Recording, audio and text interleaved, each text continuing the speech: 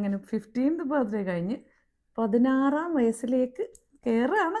അതെ. അപ്പോൾ ഞാനൊരു കാര്യം ചെയ്യട്ടെ. എന്താ അമ്മ? ഈ എയ്ഡ്സ് എന്ന് കേട്ടിട്ടുണ്ടോ? കേട്ടിട്ടുണ്ട്. എന്താ അത്? Acquired immune deficiency syndrome. അതതിന്റെ ഡെഫിനിഷൻ. ആ. അല്ലാതെ എന്തറിയാം എയ്ഡ്സിനെ പറ്റി? അല്ലാതെ December 1 വേൾഡ് എയ്ഡ്സ് ഡേ. ഇതൊക്കെ ക്വസ്റ്റിന് പഠിക്കാൻ അടിപൊളിയാ. പക്ഷെ ശരിക്കും എയ്ഡ്സ് എന്താണെന്ന് വെച്ചാൽ HIV എന്ന് പറഞ്ഞിട്ടൊരു വൈറസ്, അത് നമ്മുടെ ബോഡിയിലുള്ളപ്പോൾ അത് പോസിറ്റീവ് ആകുവാണെങ്കിൽ നമ്മൾ എയ്ഡ്സ് ബാധിതരാണ് എന്ന് പറയും. ഇതുണ്ടാവുന്ന എങ്ങനെയാണെന്ന് ചോദിച്ചാൽ റോങ് ആയിട്ടുള്ള അൺസേഫ് ആയിട്ടുള്ള സെക്ഷൽ കാര്യങ്ങളിലൂടെയും പിന്നെ ബ്ലഡ് കൊടുക്കലൂടെയും, അതൊക്കെ വളരെ കുറവാണ്. സെക്ഷലി ആണ് ഇത് ട്രാൻസ്മിറ്റ് ചെയ്യുന്നത് കൂടുതലായിട്ടും. ഇതിൻ്റെ പ്രധാന പ്രശ്നം ഇതിന് കറക്റ്റ് ആയിട്ടുള്ളൊരു മെഡിസിൻ ഇതുവരെ കണ്ടുപിടിച്ചിട്ടില്ല. ഇത് വന്നാൽ അത് പതുക്കെ പതുക്കെ നമ്മളെ കൊന്നുകളയും, അത് ഏത് ഏജിലുള്ള ആളെയാണേലും. പിന്നെ വേറൊരു ഇത് ട്രാൻസ്മിറ്റ് ചെയ്യാനുള്ള ഒരു കാരണമെന്ന് പറയുന്നത് ഡ്രഗ്സ് യൂസേജ് ആണ്. അത് സിറിഞ്ച് കൊണ്ടുള്ള ഡ്രഗ്സ് ഇഞ്ചക്ഷൻ, അങ്ങനത്തെ കാര്യങ്ങളൊക്കെ വഴി. ഓക്കെ, അപ്പം മെയിനായിട്ടും ഇത് സെക്ഷലി ആണ് ട്രാൻസ്മിറ്റ് ചെയ്യുന്നത്.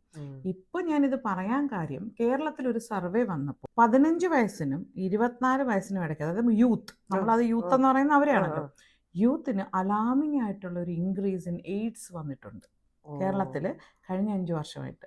പണ്ടൊക്കെ അത് 40-ഉം 45-ഉം വയസ്സിനിടയ്ക്കുള്ള ആൾക്കാർക്കായിരുന്നു കൂടുതലായിട്ട് ഈ അസുഖം കണ്ടിരുന്നത്. പക്ഷേ 15 തൊട്ട് 24 എന്ന് പറഞ്ഞാൽ അത് നമ്മൾ പേടിക്കേണ്ട ഒരു അവസ്ഥയാണ് കേരളത്തിൽ ഇത്ര എയ്ഡ്സ് കൂടുന്നത്.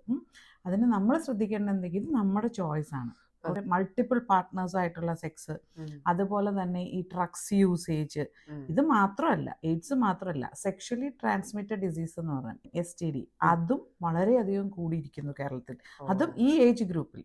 അതുകൊണ്ട് നിങ്ങൾ ചെറുപ്പക്കാർ, കുട്ടികൾ, കൗമാരക്കാർ ശ്രദ്ധിക്കേണ്ട കാര്യം, ഇതൊക്കെ നമ്മൾ ഈ സോഷ്യൽ മീഡിയയിലും അല്ല പറഞ്ഞു കേട്ടുമൊക്കെ കുറേ റോങ് ആയിട്ടുള്ള ഇൻഫർമേഷൻസും, എൻ്റെ ബോഡി, എൻ്റെ ഇഷ്ടം, എൻ്റെ ആഗ്രഹ പൂർത്തീകരണം, അങ്ങനെയല്ല. ഇതൊക്കെ കൊണ്ട് ഇതുപോലത്തെ എയ്ഡ്സ് പോലെയുള്ള അസുഖങ്ങൾ വന്നാൽ, സെക്ഷലി ട്രാൻസ്മിറ്റഡ് ഡിസീസസ് വന്നാൽ ജീവിതം ദുഷ്കരമായി പോകും, ജീവിതം ഇല്ലാതെ ആയിപ്പോവും. ഇതിന് ട്രീറ്റ്മെൻറ്റ്സും ഇല്ല. അതുകൊണ്ട് തന്നെ നിങ്ങളുടെ ചോയ്സാണ് ഇതെല്ലാം സേഫായിട്ട് ആക്കണമെന്നുള്ളതും, മൾട്ടിപ്പിൾ പാർട്ട്നേഴ്സ് വേണമെന്നുള്ളതോ വേണ്ട എന്നുള്ളതും, ഡ്രഗ്സ് യൂസ്, ഇതൊക്കെ നിങ്ങളുടെ ചോയ്സാണ്. ആഫ്റ്റർ 16 ആയി കഴിഞ്ഞാൽ പിന്നെ 2 വർഷം കഴിഞ്ഞാൽ 18 വയസ്സാവും. അപ്പം നമ്മുടെ സ്വന്തം തീരുമാനത്തിൽ എനിക്ക് ചെയ്യാം, എനിക്ക് അങ്ങനെ അറിയാം, എനിക്കറിയാം എന്നുള്ളൊരു ഭാവമല്ല വേണ്ടത്, തിരിച്ചറിവാണ് വേണ്ടത്. നമ്മൾ മനസ്സിലാക്കുക, ഇതൊക്കെ കൊണ്ടുണ്ടാകുന്ന നമ്മുടെ ശരീരത്തിനും നമ്മുടെ ജീവിതത്തിനും ഉണ്ടാകുന്ന ദൂഷ്യഫലങ്ങൾ മനസ്സിലാക്കുക. അതുകൊണ്ട് എപ്പോഴും ഓർക്കുക, ഫ്രണ്ട്സിനോടായാലും പറയുക, വേണ്ടാത്ത കാര്യങ്ങളിൽ നിന്നും മാറി നിൽക്കുക, നമുക്ക് മനസ്സിലാക്കി കാര്യങ്ങൾ അറിഞ്ഞും ജീവിക്കുക. ഓക്കെ.